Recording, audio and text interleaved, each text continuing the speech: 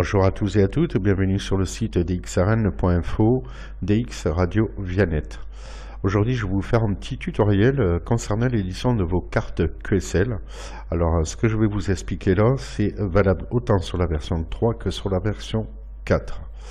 Alors, moi, je vais m'intéresser plutôt sur la version 4. Donc, pour ceci, il suffit d'aller sur le site hs4.amsphere.com et d'aller se loguer si vous n'êtes pas logué. Donc, en haut à droite, on clique sur Login. Et vous allez voir cette petite fenêtre. Donc là, on rentre son call, son mot de passe et on va cliquer sur Login.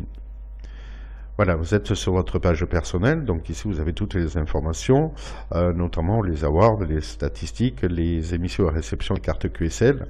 Nous, ce qui va nous intéresser, c'est ce petit carré jaune, l'édition de carte QSL pour la version 4. Donc il suffit de cliquer sur le carré jaune et vous allez accéder à cette page. Alors, à savoir, avant de faire votre carte QSL, il y a 3 points quand même à savoir. La première chose, c'est avoir votre design, un aperçu de votre carte QSL. Faites attention au niveau des images et des droits d'auteur d'images. Essayez d'avoir vos propres images, sinon, voilà, il existe des sites payants ou gratuits pour avoir des images, des fonds de cartes QSL. La deuxième chose à savoir, c'est le format de votre carte QSL qui doit être automatiquement de 495 par 315 pixels et d'une extension en .jpg ou .gif ou .png ou .bmp. Une fois que vous avez créé le début de votre carte QSL, c'est-à-dire avec le fond et sur le format et l'extension, il suffit d'aller chercher sa carte QSL que vous avez enregistrée sûrement sur votre bureau ou ailleurs. Donc on va aller chercher notre carte QSL. Pour ceci, il faut cliquer sur choisissez un fichier. Donc on clique dessus et on va aller chercher sa carte QSL. Donc moi je vais vous mettre une carte QSL de base, de démonstration. Donc c'est celle-ci, je la choisis, je clique sur ouvrir. Et vous allez voir qu'ici, donc on a bien notre carte en .png. Et on va cliquer sur upload pour uploader notre carte. Voilà, nous avons notre carte QSL banale. Alors ce qu'il faut savoir là maintenant, c'est de donner toutes les informations à votre correspondant. Donc pour ceci, il y a pas mal de petites choses à ajouter. C'est donc l'année, le mois, le jour, l'heure, la fréquence, le mode, le signal et la radio, le QSO avec la station, c'est-à-dire le call de la station avec qui vous avez QSO, donc son nom d'opérateur, votre call, votre nom d'opérateur, votre QTH et les commentaires. Alors comment mettre tout ceci sur cette carte QSL? C'est tout simple, on va déjà prendre l'année. Alors ce qu'on va faire, c'est ces petits carrés rouges là, on va les déplacer ici. Voilà. Alors comment? C'est tout simple. On va prendre déjà l'année. Donc on clique gauche et on reste appuyé et on va déplacer nos petits carrés. Donc vous voyez, hop, j'envoie le mois, le jour, l'heure, la fréquence, le mode. Alors vous voyez, je vais mettre un petit peu dans le désordre, je vais vous expliquer pourquoi. Le signal et la radio. Ici, on va mettre donc le call de la station que vous avez QSO, son nom d'opérateur, votre call, votre nom d'opérateur, votre QTH et les commentaires.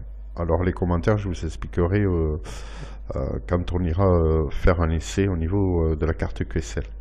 Une fois que vous avez positionné vos petits carrés, il suffit de cliquer sur Save. Vous avez une petite fenêtre en gros qui s'ouvre, vous cliquez sur OK. Et une fois que vous avez fait ceci, on va prévisualiser notre carte QSL pour voir si tout est centré et si tout est correct. Alors vous allez voir ici, vous voyez, mon call est trop petit pour moi. Et puis tout est décalé. Alors ce qu'il faut faire, hein, c'est tout simple. On clique ici. Donc ici, mon call, je vais le déplacer un petit peu. Je clique 2 fois dessus et je vais changer la hauteur, la grosseur de la police, du texte. Donc ici, moi, je vais mettre par exemple du 40. et en gris clair. Donc je vais prendre cette formule. Donc ici vous voyez ce petit carré là, c'est les couleurs de base et ici c'est les finitions. Une fois que vous avez fait ceci, on clique sur Save pour sauvegarder. Et ce que je vais faire, je vais essayer de recentrer un petit peu toutes ces petits carrés rouges.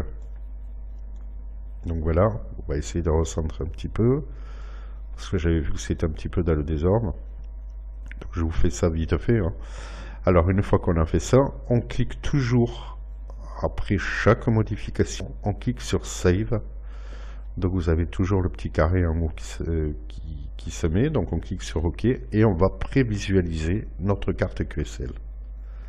Voilà, vous voyez que mon col a changé de grosseur, de couleur, et j'ai essayé un petit peu de centrer tout ça. Voilà. Donc si vous pensez que votre carte QSL est bien carrée, tout ça, moi je vous invite quand même c'est d'aller faire des essais avec votre logbook, parce qu'il y a des, on va dire, des cols très longs et des noms d'opérateurs très longs. Alors pour ceci, c'est tout simple. On va aller dans le logbook et on va prendre par exemple ce col là, HS/JA2DOU. On va cliquer dessus là, sur l'UTC. Donc vous voyez, ça rentre automatiquement donc dans votre logbook. Donc on clique sur logbook et ici on va faire un test. Donc on va cliquer sur S, c'est pour envoyer notre carte QSL, et on va choisir notre carte QSL. Voilà, donc c'est bien coché. En commentaire, c'est ce que je vous ai expliqué tout à l'heure. Donc on met pas mal de choses. Moi, ce que je mets en information, c'est par exemple le type d'antenne. Si c'est une directive, on va mettre par exemple donc le degré. Le degré si c'est une directive. Et puis on va mettre par exemple voilà, on va mettre la puissance, voilà. Donc une fois que vous avez rempli ça, il suffit de cliquer en haut sur Preview et envoyer. Donc c'est-à-dire que tant que vous êtes sur cette position-là, vous n'envoyez pas carte. On va d'abord la prévisualiser. Donc on clique sur Preview. Voilà. Et vous voyez ma carte. Pour moi, bon, j'estime qu'elle n'est pas jolie, hein, mais bon, admettons que ce soit bon. Une fois que vous avez fait ça, si vous pensez que votre carte est bonne, eh bien, vous l'envoyez. Mais pour les essais, n'envoyez pas la carte. Voilà, vous supprimez le contact, faites des essais. Il ne faut pas hésiter de faire beaucoup d'essais. Vous pouvez faire des essais sur vous-même aussi, il n'y a pas de souci. Voilà au niveau de l'édition de carte QSL. Donc pensez bien aussi quand même aux droits d'image. Alors vous avez des sites gratuits où on peut avoir des fonds très très jolis. Alors on peut se servir par exemple des fonds d'ordinateur. Mais après il existe des sites payants où on peut avoir encore de plus belles images, ou alors créer vos propres images vous-même.